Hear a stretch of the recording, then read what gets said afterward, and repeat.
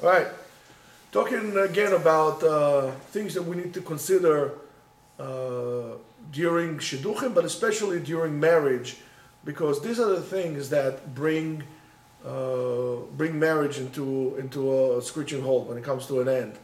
So maybe today I'll talk about three different topics, and then we move on from them. So one of them is to have a clear and should I say clear and transparent budget. You should know that many people, a great percentage of couples who get divorced, they get divorced because of money and lack control over money. Money is a big stressor into people's life. It's very interesting to me, and I think it really has to do with the society that we live in. Unfortunately, our society praises people for how much they have, not how much they give. We admire people that have a lot, not the people who give a lot. So because of that, money becomes an issue, becomes a problem. So when you have one of the couples, let's say he's more of a spender or she is more of a spender, and the other side is more of a saver, there is a tremendous stressors in the relationship, and that will come to a conflict. Of course, we are talking about, we're not talking about people that have like excess amount to money and everything is kol tov yafeh. We're talking about 99.9% of the population that work very hard for the money, and money is always a major role in people's life. However, when the couple run the economy of their house together by having a transparent and clear budget, and the key word is budget. You have to understand that you have to live on a budget, right? Yitzchak knows it's a very big word by me. Living on a budget. You have to know. When you do so, you say, listen, this is how much we have. Well, let's try to make the best of it. So therefore, in return, that would increase the trust in one or the other and increase the dialogue. When people are talking, they talk about everything. Among other things that they need to talk about is money. Money should not be, listen, for example, argument's sake. Let's say my wife is better at managing money than I am, argument's sake, right? So it doesn't mean that I have to, she's better at that, she's better at that. It's not a problem. But involve me in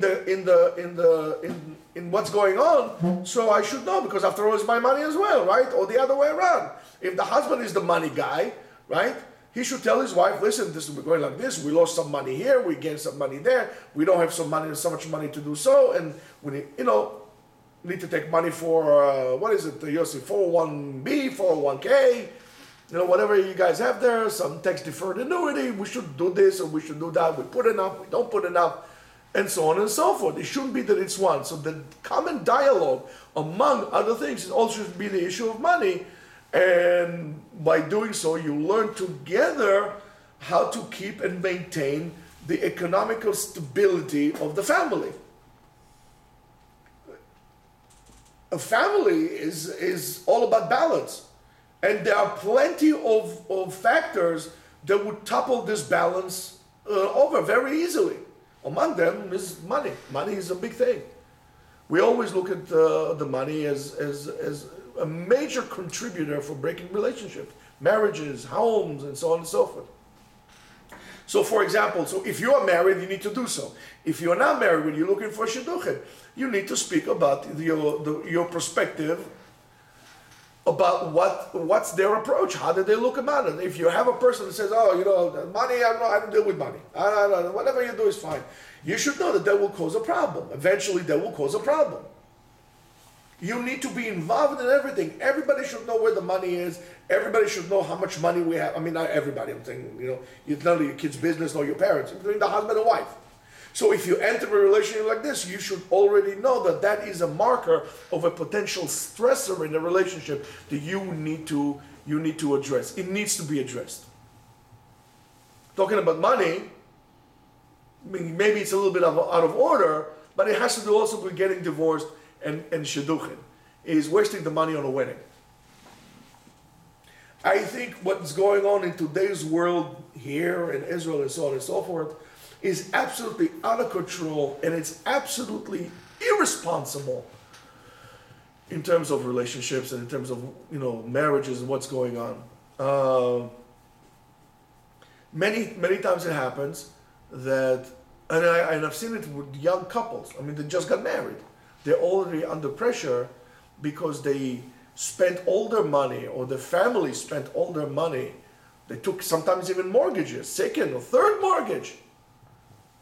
I know some person who's like out of his mind.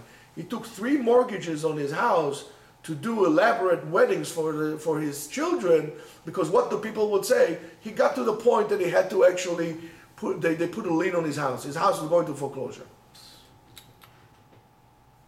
So that puts a lot of pressure. I mean, in a case like this, so let's say it's the guy's father, right? So the husband says to his wife, look what my family did, my father is because of it, and so on and so forth. Your parents, it becomes a problem.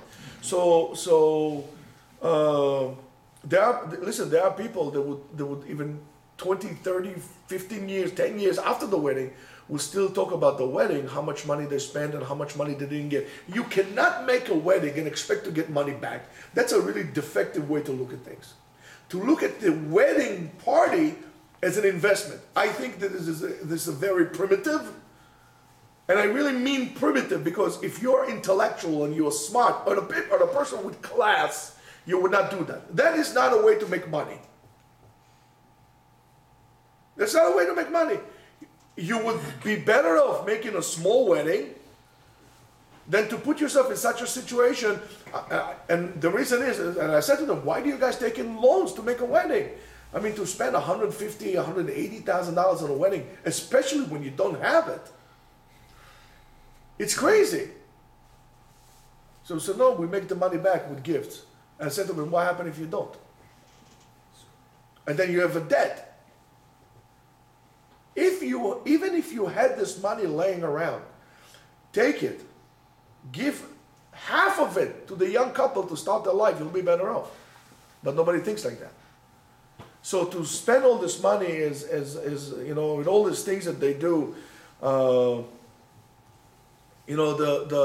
wedding is basically just a small doormat in getting you forward into life. That's just like you clean your feet and then you move on with your life. This is not, forget about all this thing that people do. They come in with helicopters, they come in parachuting in, they bring in the Bolshoi ballet from Russia, the Red Army Choir. But what do you need this for? It's a wedding, for crying out loud. Everybody wants to be the princess, what's it? Angela Merkel, no, that's from Germany. What's the name of this girl who just got married in England? Meghan Markle. Meghan Markle, yes. You ever notice Angela Merkel looks like Hitler without a mustache? Pay attention, look at that. Anyway, so all these things, take all this money, save the money up. Save the money up. Because you would need it in the future. Believe me, you would need this money in the future. Even if you're the parent, you would need this money in the future. You're going to become a burden on your children. You're going to sit on them like this, right on your jugular. Oh, I got into debt because of you. Now you have to sponsor me. Why doing this? You can't do that. So that is a thing. So what do you do in Shidduchim? You need to, first of all, set your mind up. You can't expect a person to do that if you didn't set your mind up. You have to be strong enough to say, that's what I want. Afterwards, it's my wedding. It's not your parents' wedding, it's my wedding. And that's what I want in my wedding. And that's it. You need to find the person. If you find a person that thinks that she's going to be like Princess Diane, and she wants a wedding with, with all this, West Point marching over there, and well, that's going to be a problem. If she wants this kind of wedding, that's going to be a problem. Better off. She would feel like a princess. From this point on all, the rest of her life, that she will feel like a princess for one night, and the rest of it she'll be a rag doll. So you pick your choose. Talking about wedding, and that will be the last one for today. A wedding, or being married, is not when you put the ring on a finger. Yes, officially you are, and so on and so forth. Until you have kids, you're not really married. Until you have kids, you're playing house. playing doctor sometimes, but you're playing house. It's a kid's game. When the kids come, all of a sudden, it becomes completely different. That connection becomes different because it's already obligating. It obligates you to be married and so on and so forth. You need to change things around, and it could become very frustrating that what you think is your perfect spouse, all of a sudden is not a good parent. That's why it's very important to ask yourself not only how you get along with the other person, how do you get along? Oh, my wife is my best friend. My husband is my best friend too. We are very good as a couple, but you also have to ask yourself the question, could I see myself raising kids with that person? Is that person has what it takes to become a parent? One thing that it's a must to take as a parent is being selfless. Being selfish will make a very lousy parent. Is that person in front of you going to have your back to support you when it comes to education to kids? Or it's going to come to clash with what you were saying, and then who's going to suffer from that? The kid is going to suffer from that.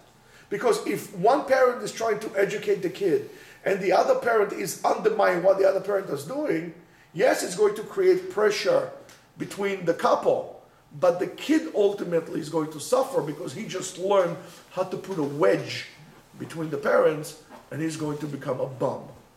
He's going to become a person like this, is going to learn that skill for the rest of his life. So this is how you need to evaluate the person that you're dating.